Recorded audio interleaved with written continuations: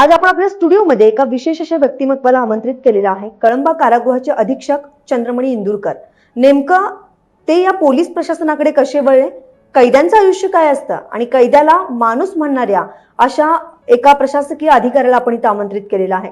Sir, सर्वप्रथम आजच्या दिवशी तुम्ही वेळात वेळ काढून आमच्या स्टुडिओला भेट दिलीत त्याबद्दल संपूर्ण स्पीड न्यूजची टीम सर तुमची आभारी आहे. आभारी आहे आपला. सर, माझा पहिला प्रश्न तुम्हाला असा आहे की नागपूर जिल्ह्यातील भिवापूर पेठ धर्मापूर या गावचे तुम्ही सुपुत्र आहात. भिवापूर पेठ धर्मापूर या गावचे सुपुत्र ते कळंबा कारागृह अधीक्षक, हा सर प्रवास तुमचा एकंदरीत कसा होता? प्रवास हा खूप खडतर होता, कारण ज्या गावी आम्ही जन्माला आलो त्या ठिकाणी आम्ही 5 भाऊ आणि वडिलांचा एक चष्मे बनवून देणे असा व्यवसाय. लहान असताना जे पूर्वी चष्म्याचा एक एक काच बदलणे आणि मग चेक करणे असे ते व्यक्तींना चष्मा बनवून देण्याचं काम असायचं. तर आम्ही ती पाटी जी असते ABCD ची ती आम्ही वडील आम्हाला हाती घेऊन उभे ठेवायचे आणि गावोगावी जाऊन ते चष्मे वगैरे विकायचे. परंतु वडिलांनी आम्हाला योग्य मार्गदर्शनच केलं, शिक्षणाला महत्त्व द्या असं सांगितलं आणि त्याप्रमाणे आम्ही घडत गेलो, लहानाचे मोठे झालो. 10व्या वर्गापर्यंत आमच्या भिवापूरला शाळा होती. तोपर्यंत आमचं शिक्षण सुरू होतं आणि त्याच वेळेला पैशाचं महत्त्व सुद्धा आम्हाला समजायला लागलं. कारण काही लहान असतानाच जी आर्थिक परिस्थिती आहे ती बेताची होती आणि त्यामुळे आम्हाला स्वतः काही करावं लागायचं. जेव्हा दसऱ्याचा दिवस असायचा त्यावेळेला जे लोकांची गर्दी असायची त्यावेळेला तुमचं पाणी जो असतो, तुमचं सेंटेड पाणी वगैरे, साखरीन पाणी वगैरे जो आहे तो विकणे, निंबू ज्यूस विकणे, अशा प्रकारे आम्हाला ते काम करावं लागायचं. आणि थोडं मोठं झाल्यानंतर त्याच दरम्यान अगरबत्ती विकणे, अशा प्रकारे आम्ही घरी बनवणे आणि विकणे. आठवडी बाजार असायचा शुक्रवारी, त्या ठिकाणी जाणे आणि अगरबत्तीचे पॉकेट वगैरे विकणे, अशा प्रकारे तो काळ होता. आणि 10वी झाल्यानंतर पुढचं शिक्षणासाठी आम्ही नागपूरला आलो. माझे मोठे बंधू अनिल इंदुरकर हे तिथे नोकरीला होते. तर मी आणि माझ्यापेक्षा मोठे बंधू आहेत नरेश इंदुरकर, आम्ही दोघेही त्यांच्याकडे राहिलो. आणि माझे जे भाऊ आहेत अनिल इंदुरकर ते नोकरीला जायचे आणि आम्ही त्यांना डबा वगैरे बनवून देणे, दोघांनी मिळून डबा बनवून देणे आणि मग आमचं शिक्षण करणे. ते शिक्षण शिकत असताना NCC आणि त्यानंतर NSS, त्यानंतर खेळाकडे जो लहानपणापासून कल होता ते करत राहणे. आणि ते करत असतानाच आपल्याला दिशा नव्हती की नोकरी मिळवण्यासाठी काय करावं लागतं. ग्रॅज्युएशनपर्यंत असंच चाललं की NCC करणे, खेळणे आणि शेवटच्या 2-3 महिन्यामध्ये लायब्ररीमध्ये जाणे, रात्रंदिवस तिथे अभ्यास करणे. अभ्यास करत असताना जशी मार्च एप्रिलला एक्झाम असते, परंतु नोव्हेंबर डिसेंबरपर्यंत NCC आणि खेळ आणि त्यानंतर ते 3-4 महिने अभ्यास. तर त्या वेळेला लायब्ररीमध्ये गेल्यानंतर फक्त अंथरायला एक चादर आणि उशी म्हणून पुस्तकांचाच आम्ही वापर करायचो. झोप लागणार नाही या दृष्टीने पांघराण्यासाठी सुद्धा आम्ही चादर वगैरे नेत नव्हतो. असा तो प्रवास होता. आणि ग्रॅज्युएशन झाल्यानंतर पुढे काय तर मग LLB वगैरे मी लॉ कॉलेजला ऍडमिशन घेतली. परंतु जो खेळाचा जो छंद होता तो मला स्वस्थ बसू देत नव्हता. आणि ते करत असताना मॅरेथॉन ची प्रॅक्टिस करणे, त्यानंतर आग्रा ते दिल्ली रनिंग करणे, सायकलिंग, नागपूर ते मुंबई सायकलिंग प्रवास करणे, असे खेळाचे छंद मला स्वस्थ बसू देत नव्हते. त्यामुळे LLBचा जो अभ्यासक्रम आहे तो माझा अर्धवट राहिला. आणि त्यावेळेचे माझे जे कॉलेजचे जे मित्र होते, आज जॉईंट सेक्रेटरी पण आहेत, काही प्रिन्सिपल डिस्ट्रिक्ट जज आहेत. तर आमच्या त्या जुन्या आठवणी अजूनही आम्ही शेअर करत राहतो आणि ते खूप चांगलं आम्हाला मदत करत असतात. आणि ते करत असताना मग नुसती आपण मदत करत राहणे लोकांना आणि नोकरीचं काय, तर या दृष्टीने मग मी नाशिकला येऊन 1 वर्षाचं ट्रेनिंग केलं, कोचिंग केलं. आणि त्यामध्येच मग हे ॲड आल्यात कारागृहाच्या. आणि त्या ठिकाणी मग फेब्रुवारी 1992ला मी कारागृह विभागामध्ये सेवा देण्यासाठी रुजू झालो. आणि ते करत असताना मग ट्रेनिंग झाल्यानंतर मी लग्नाचा ज्या वेळेला वेळ आली हम्म. तर तो जो आपल्याला माहित होतं की आपण मुलांचं जो पुढचं जो भावी आयुष्य आहे किंवा त्यांचं नोकरी त्यांना शिक्षण शिकत असताना आपण पूर्ण वेळ देऊ शकणार नाही. तर आपल्याला सुशिक्षित पत्नी असावी, परंतु ती नोकरी जर केली तिने तर फक्त आपल्याला पैसा मिळेल, परंतु पैसे दोन पगार येतील, परंतु मुलांचं जर करिअर जर घडू शकलो नाही तर त्या पैशाचा काय उपयोग. म्हणून आम्ही त्या प्रकारेच आम्ही प्रयत्न केलेत. आणि माझी पत्नी जी आहे विद्या इंदुरकर ह्या पोस्ट ग्रॅज्युएट आहेत, अच्छा. परंतु त्यांनी ती पूर्ण जबाबदारी सांभाळली. माझा मुलगा जो आहे तो आज इंजिनियर आहे आणि मुलगी तिने इंटेरियर डिझायनिंग डिग्री कोर्स केलेला आहे आणि ती आता लॉ कॉलेजला तिने ॲडमिशन घेतलेली आहे.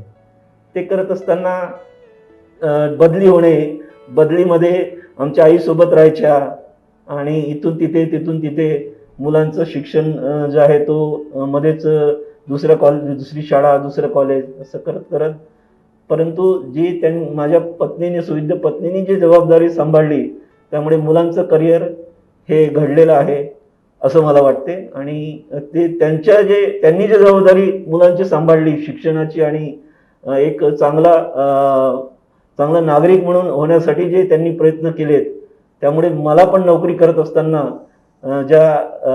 दैनंदिन ज्या कारागृहामध्ये नोकरी करत असताना अडचणी आल्या, त्या अडचणी मी घरी सांगत नव्हतो आणि घरच्या ज्या अडचणी आहेत त्यामुळे मला घरच्या अडचणी त्या पत्नी सांभाळते, मी ऑफिस सांभाळायचो आणि असा जो आमचा प्रवास आहे तर तो आजपर्यंत सुरू आहे. आणि आत्ताच मी डिसेंबर 2020ला मला आमच्या अप्पर पोलीस महासंचालक माननीय श्री रामानंद सर यांनी मला पाचारण केलं आणि आता 5 महिने झाले मी कळंबा मध्यवर्ती कारागृह येथे अधीक्षक म्हणून कर्तव्य बजावत आहे. नक्कीच सर. सरांनी त्यांच्या बालपणापासूनच्या त्यांच्या वैवाहिक आयुष्यापर्यंतच्या अत्यंत गोड आठवणी आपल्याला या ठिकाणी सांगितलेल्या आहेत. सर, तुमची जी मुलगी आहे आता तिने LLB-ला ॲडमिशन घेतलेलं आहे, कदाचित सरांचं राहिलेलं स्वप्न ती कदाचित पूर्ण करेल. सर, तुमचे आई आणि वडील इतक्या हालाकीच्या परिस्थितीतून तुम्हाला त्यांनी मोठं केलं, तुम्हाला शिक्षण दिलं, तर तुमच्या आई वडिलांच्या संदर्भात काय सांगाल सर तुम्ही? मी असं म्हणेन की आई ज्या आमच्या अशिक्षित होत्या आणि त्यांना आमचं सर्व भावांचं जे आहे ते उदरनिर्वाहाचं त्यांना हे करायचं. त्यावेळेला मग त्यांच्यासोबत आम्ही गावी असताना त्यावेळेला गॅस वगैरे नसायची, तर त्यांच्या म्हणजे फॅमिली काय असते किंवा शेअरिंग काय असतं त्यावेळेला आम्ही करायचो. तर ज्या वेळेला जंगलामध्ये जायची आमची आई, तर जे काड्या, त्याला आमच्या विदर्भामध्ये मोडी म्हणतात, काड्यांचा जे एक गठ्ठा असतो तो असा मोठा असतो, त्याला मग आम्ही शेअर करून आम्ही 2 भाऊ 3 भाऊ कधी जायचो, तर एवढे मोठमोठे मोडी आमची आई आणायची. तर हा जो शेअरिंग म्हणजे फॅमिलीमध्ये जो शेअरिंग आहे तो लहानपणापासून आमच्या आईनी आणि आमच्या वडिलांनी आम्हाला मार्गदर्शन केलेलं आहे. तर असं करत असताना तोच आम्ही मुलांना पण मार्गदर्शन करतो की एक चांगलं नागरिक म्हणून तुम्ही पुढे यायचं आहे. पैसा कमवणे हा जीवनामध्ये उद्दिष्ट न ठेवता चांगलं नागरिक म्हणून जगा. आणि त्यामुळे ही जी जबाबदारी आहे ही मी नोकरीमध्ये आणि घरची जबाबदारी माझ्या पत्नी ह्या उत्कृष्टपणे सांभाळत आहे.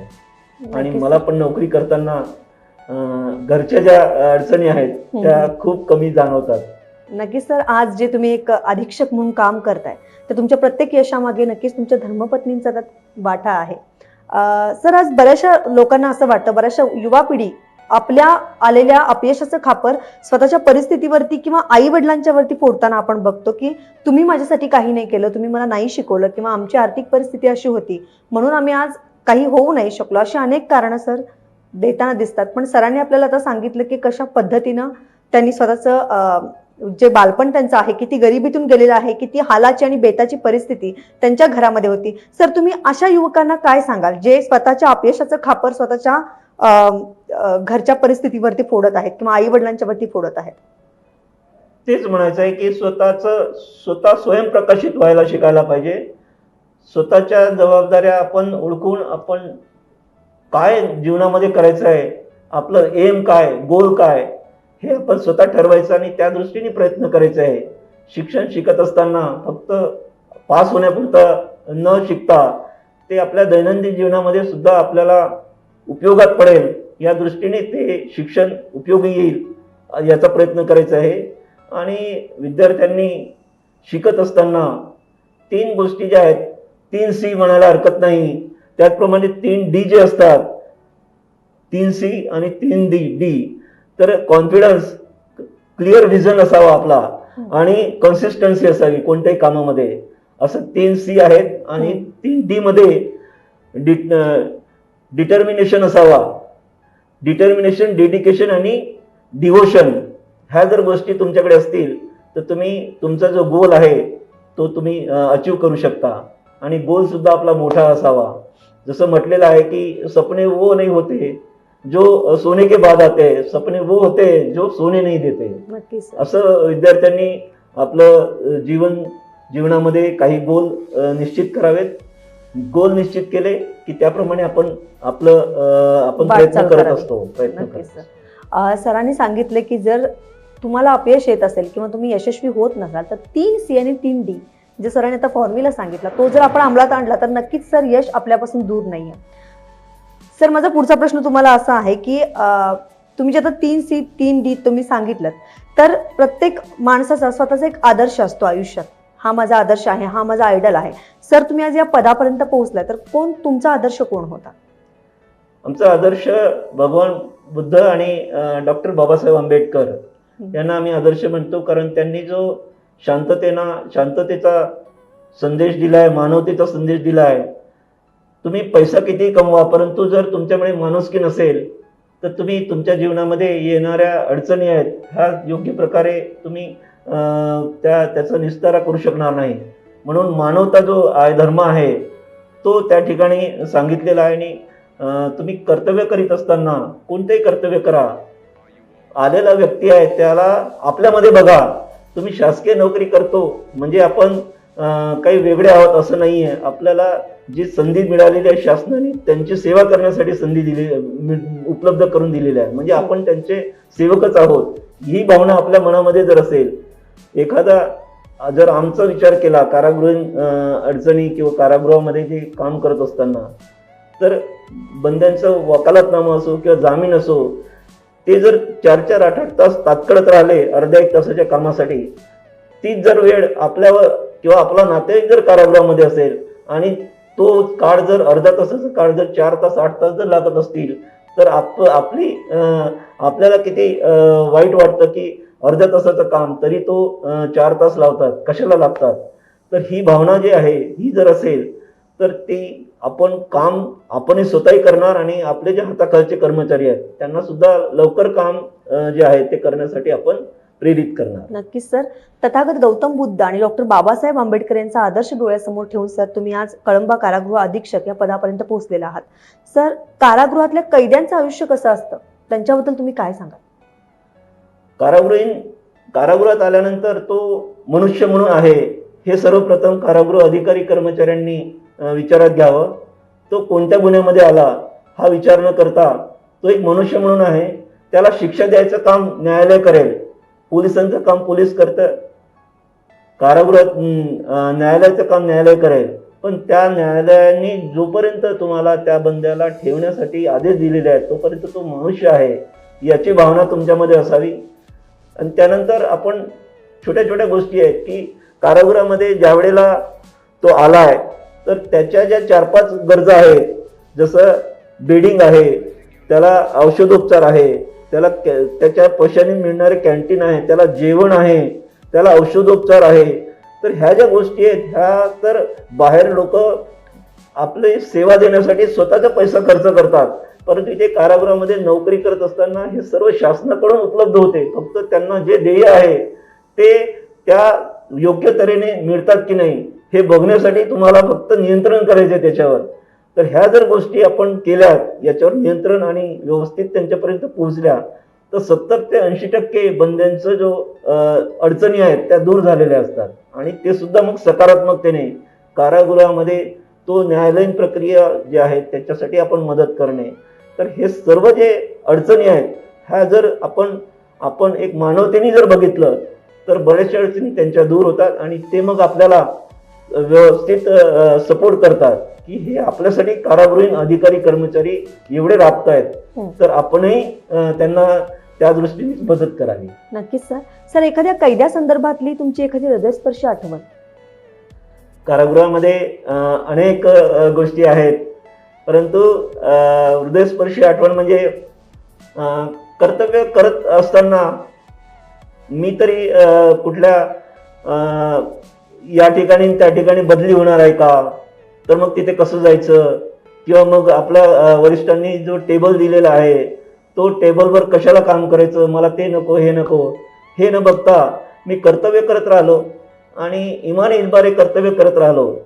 त्याचंच फलित म्हणजे 2007-08ला ज्यावेळेला मॉरिशसला काही रिपॅट्रिएशनची टीम जाणार होती त्यामध्ये पण माझी नियुक्ती झाली होती.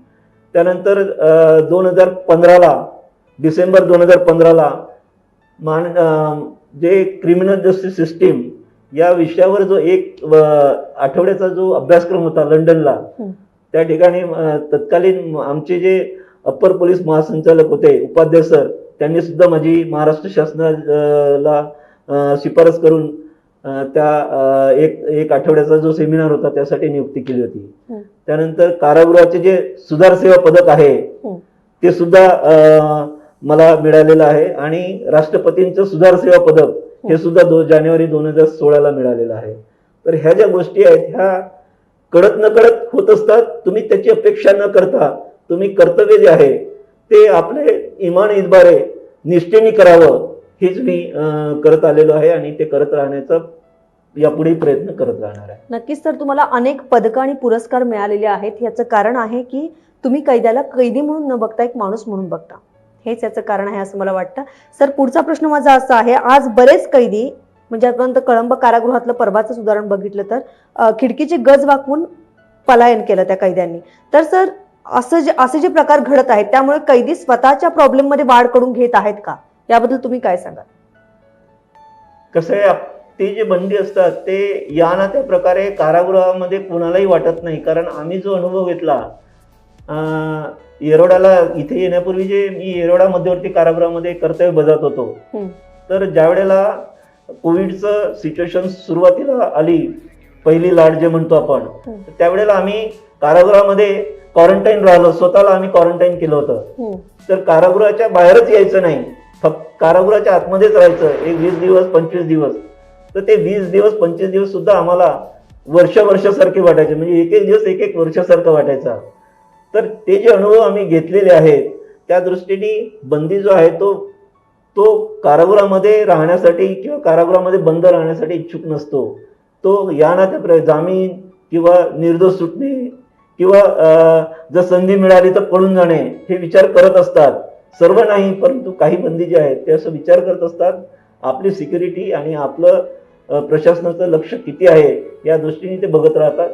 तर कारागृह प्रशासनाने एक अशा घटना होऊ नये या दृष्टीने प्रयत्न करत राहावं आणि चौकस राहावं हे महत्वाचं आहे. नक्कीच सर.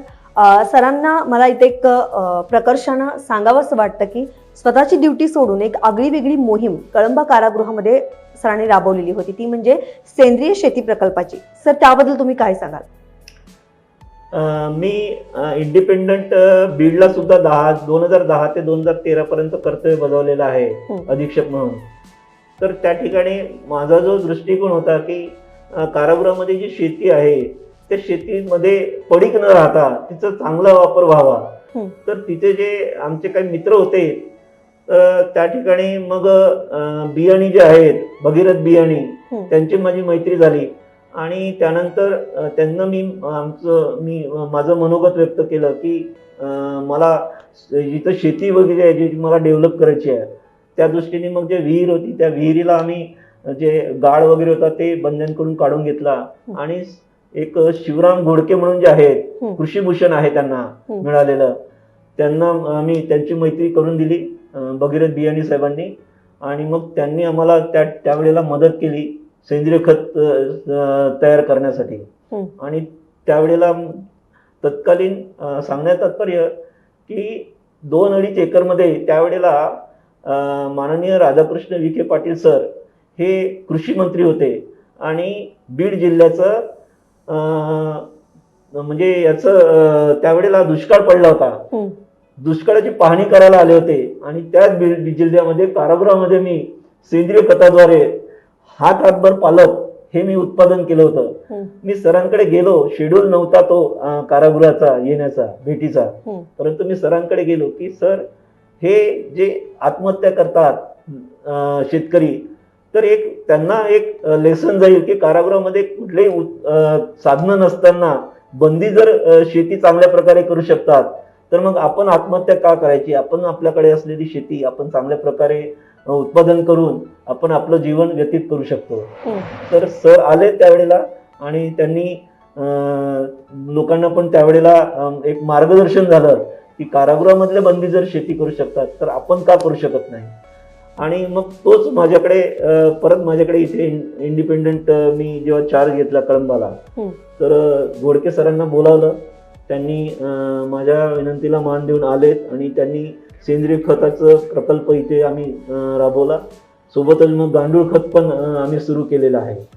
तर हे जेवढं आपल्याला करता येईल तेवढं करत राहण्याचा आपण प्रयत्न करावं अशी माझी धारणा आहे. आणि यापुढेही जसे जसे योग येतील किंवा कारागृहासाठी चांगलं काही करता येईल, मग सुधारण्याच्या दृष्टीने असो, सिक्युरिटीच्या दृष्टीने असो, बंद्यांच्या असो किंवा कर्मचाऱ्यांच्या असो, त्या दृष्टीने करत राहणार आहे. एवढं मला सांगायचं. नक्कीच सर. एक वेगळा उपक्रम जो आजवर कुणीही राबवला नाही असा सेंद्रिय शेती प्रकल्प आणि गांडूळ खत प्रकल्पाचा उपक्रम सरांनी राबवला होता आणि त्यातून पिकणारं जे काही फळभाज्या आहेत त्या सर कैद्यांच्या जेवणामध्ये वापरल्या जात होत्या. सरांनी खरंच एक वेगळा उपक्रम राबवला आहे या ठिकाणी. सर तुम्ही इथं आलात, तुमचा पूर्ण जीवन प्रवास उलगडलात. आजच्या तरुण पिढीला सर जाता जाता जी गुन्हेगारीमध्ये येत आहे, जी व्यसनाधीन होत आहे, त्या तरुणांना, त्या तरुण युवकांना सर काय संदेश द्याल तुम्ही? तरुणांना हे सांगायचं आहे की तुम्ही आत्मनिर्भर होण्यासाठी शासकीय नोकरीच मिळेल याचा तुम्ही विचार न करता, कारण शासकीय नोकरी किती आहेत हे जर बघितलं तर खूप नगण्य आहेत. तर आपण आत्मनिर्भर होण्यासाठी छोटे छोटे स्मॉल स्केल जे आहेत इंडस्ट्री त्या आपण निर्माण कराव्यात. छोटे छोटे गृहउद्योग आहेत त्या आपण सुरू करावेत आणि त्यातून बऱ्याचशा स्कीम आहेत ज्या आपल्यापर्यंत पोहोचत नाहीत, तर आता त्या माहिती करून घेणे आणि त्याद्वारे आपण स्वतःचं आणि आपल्या परिवाराचं उदरनिर्वाह करावं, जेणेकरून गुन्हेगारी, कारण शिक्षण एवढं घेतल्यानंतर आपल्याला नोकरी नाही, मग काय उपयोग. तर काहीतरी मग ते वाममार्गाला जाणे हा असा जो प्रकार आहे हे टाळण्यासाठी त्यांनी नोकरीच्या मागेच न लागता जर आपले स्मॉल स्केल इंडस्ट्रीज किंवा छोटे छोटे गृहउद्योग, कुटीर उद्योग सुरू केलेत तर आपलं जीवन ते व्यतीत करू शकतील असं मला वाटतं. तरुणांना एक छानसा संदेश सरांनी या ठिकाणी दिलेला आहे. सर तुम्ही आमच्या स्टुडिओमध्ये आलात आणि आम्हाला वेळ दिलात त्याबद्दल सर संपूर्ण स्पेडनीची टीम तुमची मनापासून आभारी आहे. Thank you so much. आभारी आहे. धन्यवाद सर्वांना. Thank you sir. थँक्यू. खाकीच्या मागेही एक माणुसकी दडलेली असते, एक प्रेमाचं, जिव्हाळ्याचं, आपुलकीचं नातं दडलेलं असतं. हे वेदिका पाटील मॅडमांच्याकडे बघून आपल्याला समजतं. मॅडम तुम्ही आमच्या स्टुडिओमध्ये आलात आणि एक खाकीच्या मागची माणुसकी आणि माणूस तुम्ही आम्हाला दाखवून दिलात मॅडम, त्याबद्दल संपूर्ण स्पीड न्यूजची टीम तुमची खूप खूप आभारी आहे. धन्यवाद. धन्यवाद मॅडम.